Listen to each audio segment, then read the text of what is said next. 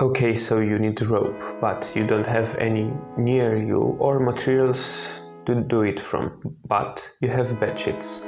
I got you covered. But before starting, please consider subscribing. I'm trying to hit 20 subscribers. This is a really small channel, and if you enjoy the video, you'll probably enjoy others too.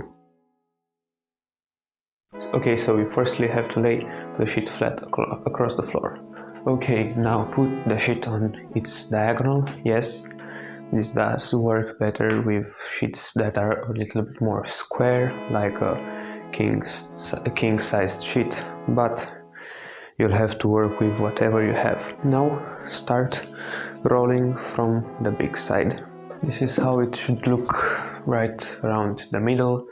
As you can see, I started rolling, and this is the sheet after I finished rolling. It's a little thicker in the middle, but that's the idea, because you are going to use the ends to tie it to other sheets using square knots. Okay, so a quick disclaimer, don't try this at home or at school, but in the video you can see me, I've tied a square knot between the rope and the harness, both made from sheets. Okay, so thank you for watching.